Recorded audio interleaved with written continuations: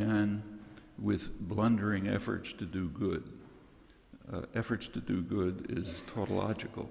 The U.S. government was carrying it out, so it was efforts to do good.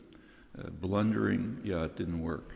So it began with blundering efforts to do good, but by 1969, that's after the Tet Offensive, it had become clear that the war was a mistake and that we could not achieve our, by definition, noble objectives at a cost acceptable to ourselves. So it was really a mistake. That's the critical end of elite, educated, dissident opinion at a time when 70% of the population said, no, it's not a mistake, it's fundamentally wrong and immoral. Those are phrases that don't appear in educated discourse. Wrong and immoral. Maybe wrong because it didn't work, but not immoral. And that's very typical. Take a look at current debate about, say, Iraq. At the outer limits of criticism within the educated mainstream, you have, for example, Barack Obama, who is very strongly praised and honored for his principled opposition to the war. What was his principled opposition? He said it's a strategic blunder. We're not going to be able to do it at a cost acceptable to ourselves. It's kind of like Nazi generals after Stalingrad. After Stalingrad, I'm sure there was criticism in the German general staff of Hitler's blunders. Why fight a two-front war when you should have knocked out England first and then gone ahead? So it was a strategic blunder. We don't call that principled criticism. I don't have records from the German general staff, but we do have records from the Soviet Union. If you read Pravda in the mid-1980s, that's the way they described the war in Afghanistan. It was a strategic blunder. Should never have gotten into it. Again, we don't call that principled criticism. We don't honor and respect them for that stand. But when it's done on our side, that's exactly what we do.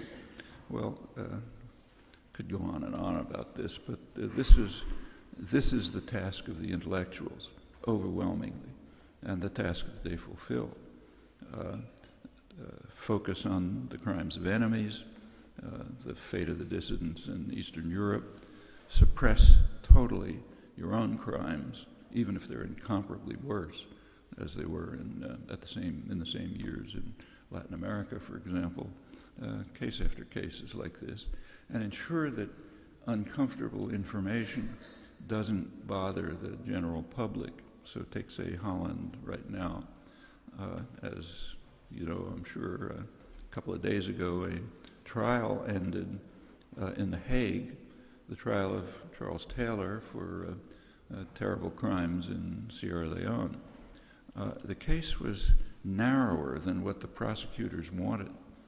The prosecutors, one of them's a distinguished law professor in the United States, the other a well-known barrister in London, they wanted a much broader case.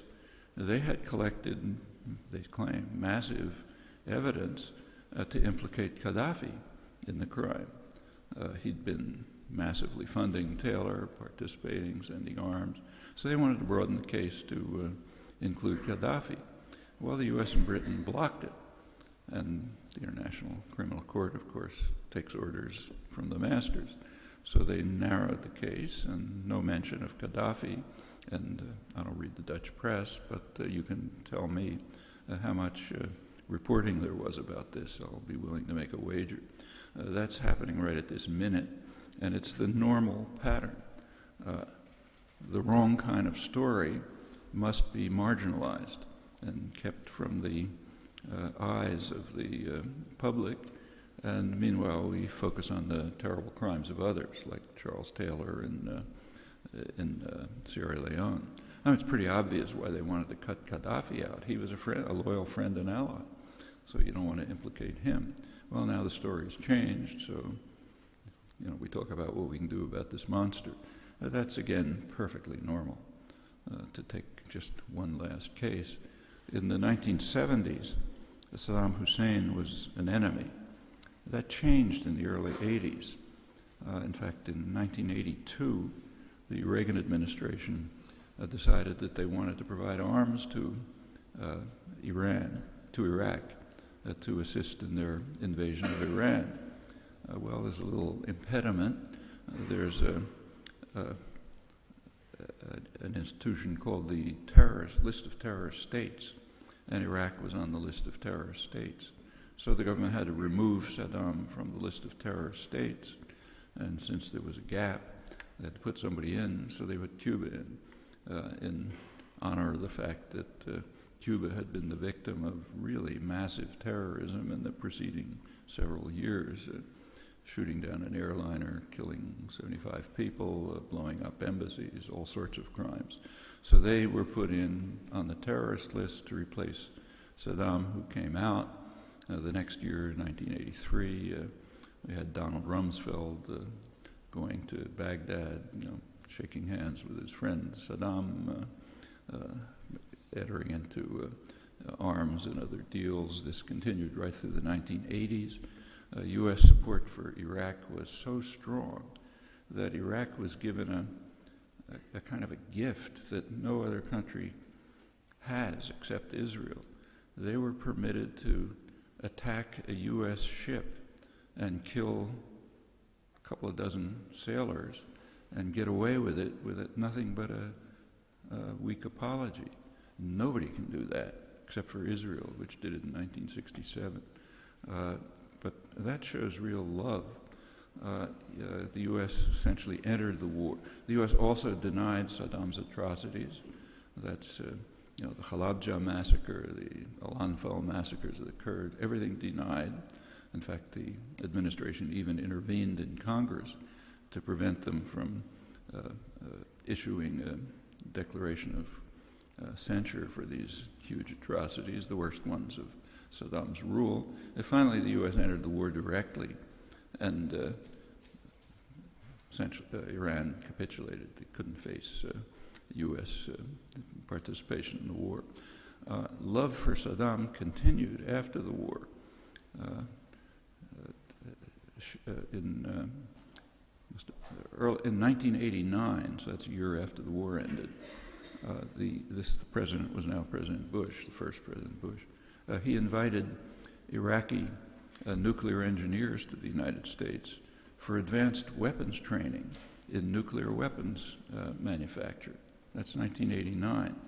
A couple of months after that, President Bush sent a delegation to Iraq to convey his greetings to his friend Saddam. This was April 1990. The delegation was led by Senator Robert Dole. He was Senate Majority Leader, later Republican presidential candidate, other high-level senators. We have the transcript. They brought President Bush's greetings to Saddam. They assured Saddam that he could ignore some critical comment he was hearing in the American press, that we have this freedom of press business, so we can't figure out a way to shut them up, but you can ignore them. And in fact, the White House assured Saddam that they would remove from the Voice of America, the official international press service, eliminate a reporter who was being too critical of their friend. This was April 1990. A couple of months later, Saddam committed a real crime. He disobeyed orders, or maybe misunderstood them. It's not clear. And he invaded Kuwait. Okay, he suddenly became the reincarnation of Hitler. Saddam realized when he invaded Kuwait that he'd made a mistake, that he thought it could be authorized. He didn't understand. He saw right away he's in trouble. And then the discourse in the White House is interesting, which we also have. In the White House, they were concerned. Colin Powell, head of the Joint Chiefs, said the problem is that Saddam might withdraw and leave a puppet regime behind, and all the Arab states would be perfectly happy. And we can't allow that to happen, so we have to go to war and destroy Iraq.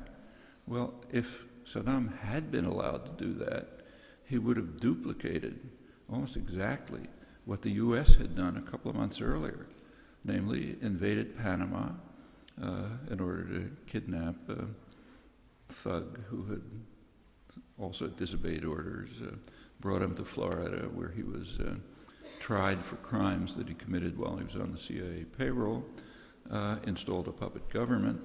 About the only difference is the Latin American states weren't happy about it.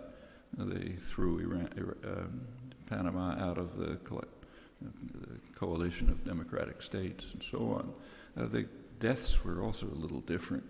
According to Human Rights Watch, tried to estimate it, when Saddam invaded Kuwait, there were about 800 people killed.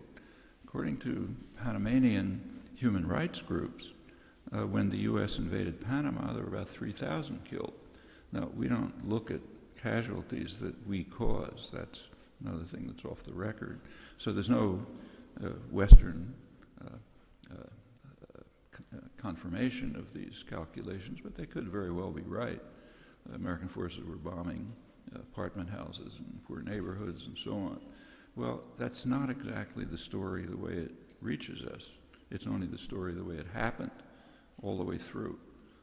And that's, again, quite typical. It's like not mentioning the slightly embarrassing fact that the International Criminal Court absolved Gaddafi of the atrocities for which they just condemned Taylor, because he was a friend and an ally like Saddam Hussein. This story just proliferates so far that it's almost pointless to give examples. It's hard to think of an exception. It's close to uniform. And that tells you something very significant about the role of intellectuals and their responsibility in the service of power, both in supporting atrocities and crimes and in reshaping the current scene and history so that it looks good for us, for the powerful. This may be against the will of the public, as in the case of Vietnam, but it ends up being the picture that's transmitted to later generations. So it's what you'll read in school and so on. I said that the Dreyfusards were that's when the term intellectual came into common use. There were intellectuals before the Dreyfusards. They weren't called that. They're called something else. And it goes back to the origins of recorded history. So you go back to, say, classical Greece. There was a man who was made to drink the hemlock, the death sentence, because he committed a crime. He was corrupting the youth of Athens by challenging false gods. And that's a crime, so get rid of him. He was a dissident and treated the way dissidents are